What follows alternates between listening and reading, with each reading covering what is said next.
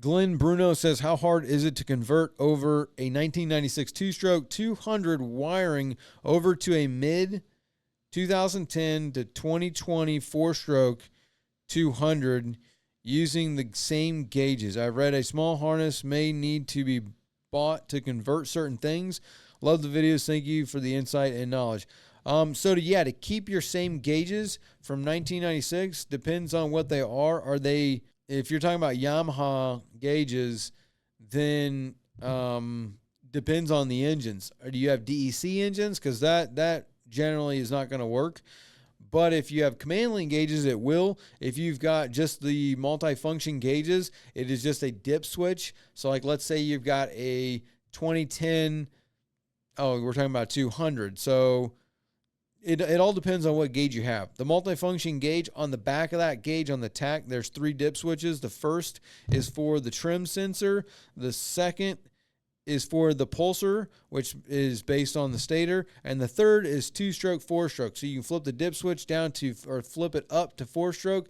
Down for your pulsar on a 200 is probably going to be a 6. It'll be down, or 3-phase. And then the trim, you probably need to flip that up because it's probably down with your trim sensor. But yeah, you might need an adapter for those wires. I know they make there's the 2-pin to 4-pin plugs.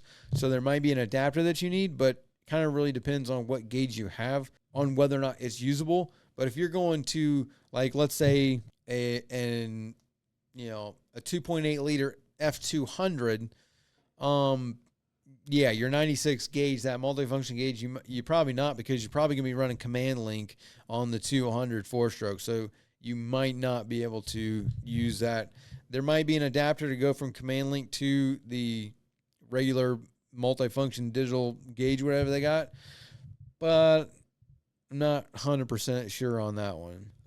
Josh Smith says vinegar is all you need to get rid of salt deposits. Yeah, vinegar does great on cleaning stuff, but there's not always salt deposits. I mean, I think a lot of people say salt water and you think just salt, but the type of salt water completely different. There's calcium, there's lime, there's rust, there's the salt, there's all the minerals. There's a lot of other mineral buildup that you get inside of an engine.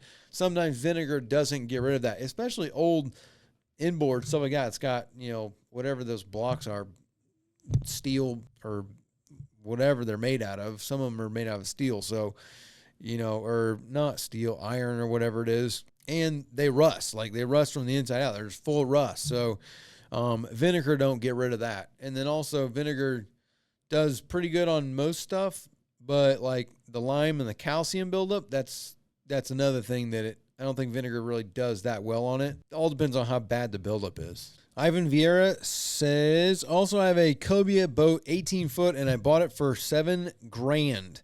So I made a good buy. It does have a lot of luxury, but is a solid. It doesn't have a lot of luxury, but is a solid boat. The hull is built really good. Is a Cobia 2000 6-cylinder 2-stroke. I'm a new boater and probably made a mistake. Please let me know. Thank you. I mean, I don't know. $7,000. Well, $7,000 for an 18-foot with a 6-cylinder 2-stroke. It depends on the condition. A 2000 boat, yeah, they go for probably around $7,000. 18-foot Cobia, as long as it's in good condition and it's not all clapped out. I mean, that 17-foot Key West with the 90 horse, those things are $8,000 to $15,000 depending on what kind of condition and what's all on it. So yeah, an 18-foot boat for $7,000 isn't necessarily a bad deal. It just depends on the condition.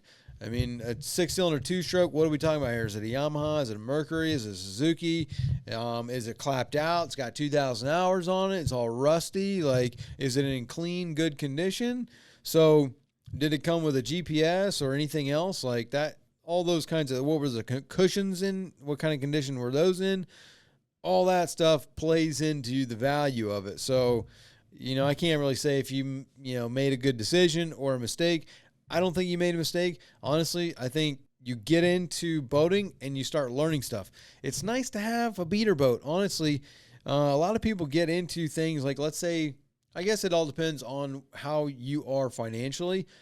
If you got money and it don't matter, then, yeah, you buy an 18-foot boat for 60 grand and you go around and learn on it, bashing into the dock, putting it on the trailer, putting it crooked, like, running aground when you don't know where you're at. Like, there's a lot of things that happen on the water that's kind of like, when you're learning boating, you don't necessarily want a nice, brand new, shiny, pretty boat. It's kind of nice having something that's got a couple nicks and dings on it that's kind of like, okay, when you drop a lead weight and chip something, it's like, okay, it's not the end of the world.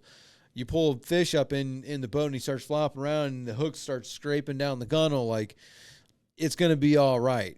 When someone else is driving it, your wife or whatever, and she pulls into the dock, trying to put it on the trailer and bumps the dock, it's going to be all right. So, and then also when you run aground, because when you run aground, if you ain't running aground, you ain't been around. So it happens. You do.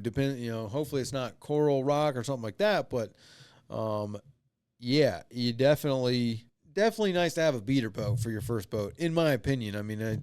It's nice to learn on something that's not, as soon as you scratch, you're like, oh no, it gives you anxiety because it's so pretty. Hey there, sorry to take you away from the video, but real quick, did you know that on average a boat owner will spend between $1,000 and $5,000 a year just on servicing their engine? And you could actually pocket and save a lot of that money if you would just do the service yourself. It might seem like a daunting task, but I guarantee you virtually everyone can do it with our guidance and the Boaters program. This is just one skill that you could learn inside the program because we have hundreds of other videos teaching you all kinds of boating skills, as well as a weekly live stream where we have questions and answers with me, as well as a chat feature where you can send videos and pictures, ask all kinds of questions, or look for some advice or some guidance on a project that you're doing on your boat. You can join the program by hitting the first link in the description, clicking join, or visiting bornagainboating.com. Now back to the video.